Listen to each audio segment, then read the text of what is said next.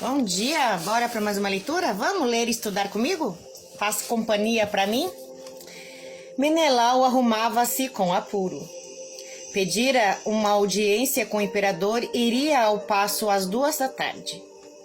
Havia uma semana que chegara e gastara esse tempo trabalhando duramente. Seus negócios estavam mal e ele descobriu que seu notário enriquecera enquanto ele havia empobrecido. Energicamente exigiu um acerto de contas no qual a custo conseguiu desfazer alguns enganos e reaver parte do seu dinheiro, tendo perdido uma boa soma. Maria Antônia contentava-se em exigir boa mesada e não se interessava pelos negócios. Com esforço e trabalho, Menelau contava poder novamente prosperar. Pretendia trabalhar com Eduardo. Tinha planos para dar trabalho aos braços dos negros, preparando-os para seu novo estado. Tendo tomado essas decisões, Menelau sentira-se mais forte e desejava falar ao seu imperador. Havia-lhe dado uma missão, sua consciência sentia-se no dever de desobrigar-se dela. Muitas coisas haviam mudado no Rio de Janeiro. Falava-se da República como de um fato consumado, e apesar da figura veneranda de Dom Pedro II, havia sede de progresso. O povo desejava novas diretrizes, novos caminhos. O privilégio da nobreza irritava e os mestiços, dentre os quais havia grande número de homens cultos, inteligentes e atuantes nas letras e nos jornais mais lidos da cidade, lutavam pelo direito da participação na política e no legislativo. Por vaidade, alguns pela ânsia de poder, outros, mas a maioria desejosa de melhorar o nível social do povo e dar-lhe oportunidade de progresso. Mesmo aqueles que idolatravam o imperador já o consideravam velho e desatualizado, sem a vitalidade necessária para conduzir a nação naquela hora de transição. De um lado, os negros famintos e mendigando, embriagando-se, entregando-se a atos vexatórios. De outro, os escravocatas dizendo-se lesados e protestando contra o império. Foram eles que mais tramaram contra o imperador, muito embora apenas desejassem substituí-lo sem mudar a forma do governo. Em sua maioria consideravam a República um caos social, falavam do marticínio na França e temiam que o mesmo acontecesse no Brasil. Foi com respeito e deferência que Menelau entrou ao gabinete onde Dom Pedro II esperava. Ladeado pelo Visconde de Grajaú, Menelau curvou-se atencioso. Dom Pedro olhou-o com curiosidade. "Meus respeitos, majestade", disse Menelau sério.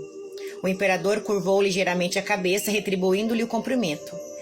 "Faz anos que o senhor saiu em missão para a Europa", observou ele, olhando-os fixamente nos olhos. "Tivemos notícias suas até junho de 1985. Depois o senhor desapareceu. Julgamos que estivesse morto. Se me permitir, contarei o que me aconteceu." A um gesto do imperador, Menelau contou tudo, embora omitisse os nomes dos brasileiros envolvidos na trama. Dom Pedro o ouvia, confiando a barba pensativo. Ao término, ele disse sério: "O senhor deve saber que os inimigos do império tramam a sua queda. Muitos desejam a república. Eu sei, esquecem-se que durante meu império o país progrediu, cresceu, aprendeu muitas coisas. Amo minha terra e gostaria ainda de poder fazer muito mais. Temo não haver tempo, não pela idade, mas porque a minha gente não mais confia no seu imperador." Seu tom era dorido e seu rosto estava triste. Menelau não soube o que dizer, e ele prosseguiu: "Agora mesmo tenho planos para educar a massa de negros e prepará-los para o trabalho remunerado no comércio e mesmo na lavoura. Terei tempo? Vossa Majestade sabe que o progresso deseja mudanças." Dom Pedro olhou firme. "O senhor também está contra mim? Foi em busca de nomes e os omitiu? Por quê?" Menelau não se conteve. "Quando saí daqui, estava decidido a lutar pela monarquia e descobrir os traidores. Contudo, na França conheci melhor os ideais republicanos e reconheci o direito que todos os homens têm de lutar e conquistar seu lugar no meio social. fazendo valer seus dotes de honestidade, inteligência e trabalho, sem privilégios de berço. Desculpa, Vossa Majestade, a minha sinceridade. Apesar de perceber isso, jamais traí vossa confiança. Arrependi-me de haver aceitado tal missão. Procurei permanecer neutro, e foi por isso que fui preso, porque me recusei a participar da conspiração contra o vosso governo. Né? A gente pode tirar de proveito dessa leitura no sentido do que? Quando Menelau foi conversar com o imperador, que deu a missão para ele de ir para a França como espião, ele se sentiu honrado e privilegiado. Porque até então, tudo que o imperador fazia e dizia era a verdade absoluta. Então ele foi com o propósito de ser o espião e ajudar o imperador.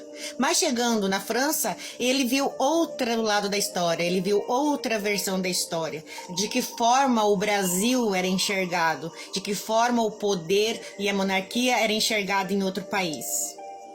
E ele olhou os dois lados da situação e percebeu que nesse sentido o imperador estava errado. Na vida é a mesma coisa. Quando a gente vê só um lado de uma história, só um lado de uma situação, a gente acha que aquele lado é o certo. Mas o certo é a gente ver todos os ângulos da situação. A minha história é verdadeira para mim, mas ao outro que viveu a história comigo, a história dele é diferente para ele. Então nós temos a mesma história com visões diferentes. E o que o Menelau fez foi ver as duas versões da história, né? Foi confiante em ajudar o imperador, mas chegando lá, ele viu outra situação e ele ficou contra o imperador. Mas mesmo assim não traiu o imperador, tanto que foi preso, né? E nós, na vida, temos também que fazer isso. A gente tem que ver os dois lados da história. A gente tem que pesquisar, a gente tem que conhecer, a gente tem que se infiltrar, para daí sim tomar a nossa decisão com base do nosso conhecimento.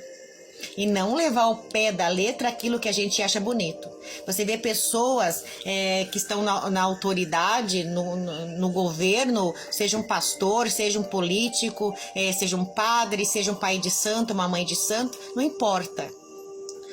O que importa é a gente estudar, aprender e não levar ao pé da letra. Porque é bem mais fácil na hora da emoção você acreditar em tudo que aquela pessoa está falando, concordar com aquela pessoa e sair dali falando tudo aquilo que você aprendeu como verdade.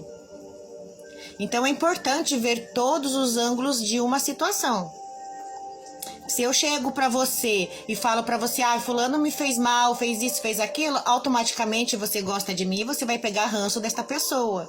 Mas você parou para ouvir a história desta outra pessoa?